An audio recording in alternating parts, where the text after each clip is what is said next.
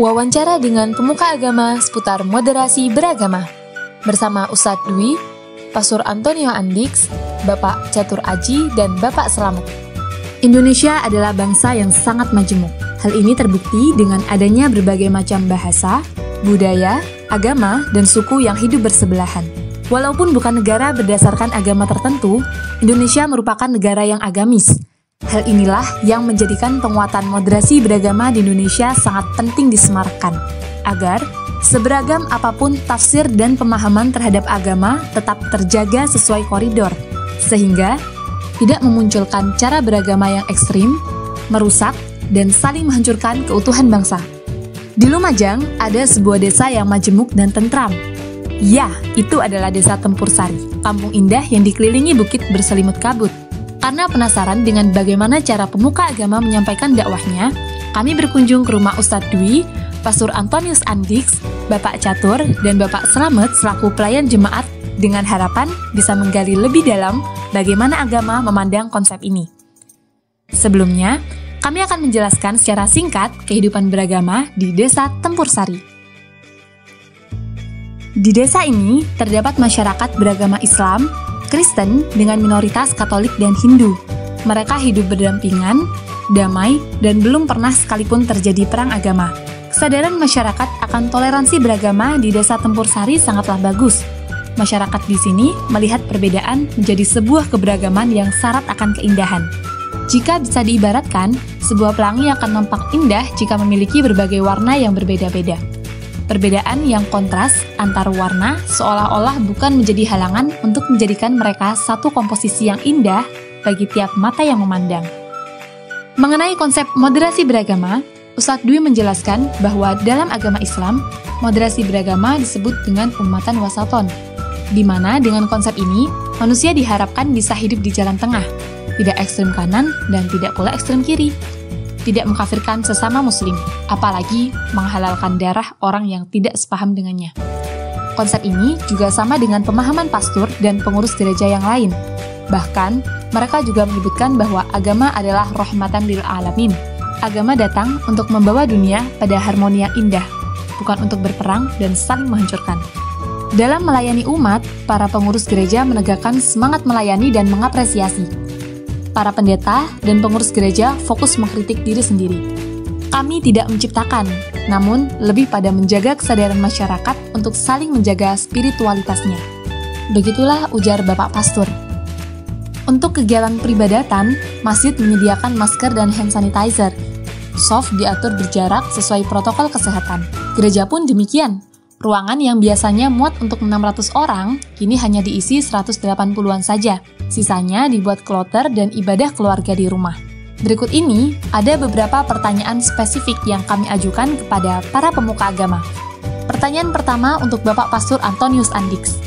Bagaimana pendapat Bapak Pastor terkait kedamaian? Damai. Ketika menyebut kata damai, yang ada di pikiran saya adalah surga. Kata damai adalah impian orang-orang hidup di dunia dan di kehidupan setelahnya. Sebelumnya, saya ingin menjelaskan sedikit tentang surga.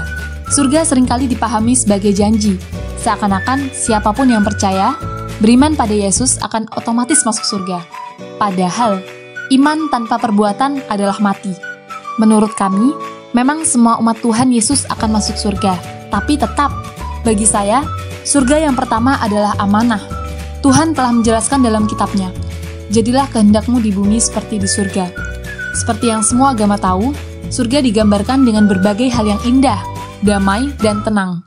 Melalui ayat tersebut, Tuhan memberi amanah kepada manusia agar menjaga kestabilitasan dunia, menjadikan dunia sebagai miniatur surga, menebarkan kebaikan lintas golongan. Jangan bosan berbuat baik, karena setiap kebaikan, kepada siapapun, dimanapun, dan berapapun nominalnya adalah bernilai surgawi. Semua agama mengajarkan kebaikan, dan meskipun agama Islam dan Kristen di Tempur Sari tergolong sama-sama tua, namun secara historis, warisan spiritual Jawa lah yang lebih dulu membangun harmoni kehidupan. Sangat menyedihkan ketika agama dijadikan alat politik dan pedang dalam kepentingan sebagian kelompok saja. Seperti orang-orang yang hendak merubah ideologi negara, menciptakan tatanan baru kehidupan, dan ingin mensyuriahkan Indonesia. Semua agama adalah rahmatan lil alamin, menjadi rahmat bagi dunia. Bangunlah ikatan yang baik kepada Tuhan, manusia, alam, tumbuhan, dan hewan. Dan sesungguhnya, tokoh yang paling berpengaruh dalam menciptakan suasana seperti ini adalah tokoh agama. Maka dari itu, tokoh agama haruslah menatap segala sesuatu dengan cinta. Karena itulah, saya pun selalu menggaungkan kalimat, uripe wong duwe agama iku kudu api-apian urip. Kasihilah Tuhan dengan segala budi. Kasihilah segala umat manusia seperti kamu mengasihi Tuhan. Jadi, kedamaian versi saya adalah ketika bisa berbuat baik kepada sesama makhluk Tuhan di muka bumi. Pertanyaan kedua diajukan kepada Bapak Catur Aji selaku pelayan jemaat. Bagaimana pendapat Bapak Catur tentang perbedaan? Perbedaan itu indah. Ibarat pelangi, jika warnanya hanya merah, dia tidak akan menakjubkan. Hal nyata yang menjadi manifestasi pelangi tersebut adalah dengan memahami secara mendalam makna dari lakum dinukum waliyad-din, yang berarti bagimu agamamu dan bagiku agamaku. Perbedaan kultural dalam eksistensi dan perwujudan ekspresi beribadah kepada Tuhan sudah menjadi hal yang lumrah. Hampir tidak pernah terjadi gesekan sosial antar warga lintas keyakinan. Banyak alasan yang mendasar mengapa hal tersebut bisa terjadi. Yang pertama adalah kesadaran masyarakat akan pentingnya among rasa satu sama lain. Among rasa sudah menjadi prinsip yang mengakar dalam hati, khususnya bagi masyarakat Jawa. Among rasa sendiri, jika diterjemahkan ke dalam bahasa Indonesia, berarti menjaga perasaan satu sama lain tanpa memandang perbedaan apapun. Lebih dari itu, among rasa bermakna mendukung, mengingatkan, dan atau memberikan perhatian penuh terhadap sesama dalam urusan sosial kemasyarakatan. Ingatlah, kejahatan yang merajalela saat ini bukan karena banyaknya orang jahat, tapi karena diamnya orang baik.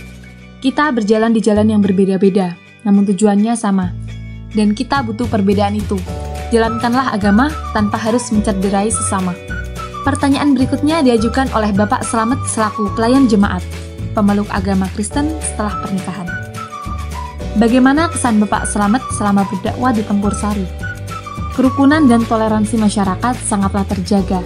Saat hari raya dan Natal tiba, masyarakat saling bertamu dan memberi selamat. Pindah agama karena pernikahan banyak terjadi di sini. Masyarakat Tempur Sari berpikir terbuka dalam hidup bersosial. Mereka menempatkan urusan beragama dan hidup bermasyarakat pada tempatnya masing-masing. Namun, berbicara tentang simbol keagamaan, desa ini cukup asing dengan cadar, celana cingkrang, dan jenggot panjang. Jadi untuk menghindari omongan yang tidak diinginkan masyarakat, Muslim memilih untuk meninggalkannya. Pertanyaan terakhir kami kutip dari Ustadz Dwi selaku Takmir Masjid Aiman Fakihani. Sebagai pemuka agama, adakah pesan yang ingin Ustadz Dwi sampaikan kepada kami para generasi penerus dakwah Islam? Ambillah hati masyarakat. Sebesar apapun yang kalian sampaikan, apabila kalian tidak bisa mengambil hati mereka, kalian tidak akan didengar. Peka dalam bertindak sangatlah penting. Toleransi itu sangat baik, tapi fanatiklah kalian dalam beragama. Fanatik ke dalam. Dalami agamamu, tegakkan syariatmu. Ajarkan masyarakat untuk saling tolong-menolong dan melestarikan alam. Dan itulah hasil perbincangan kami dengan pemuka agama di Desa Tempur Sari. Semoga keberagaman Indonesia tidak menjadikan sekat di antara kita. Sebar cinta, kebaikan, dan perdamaian. Sampai jumpa!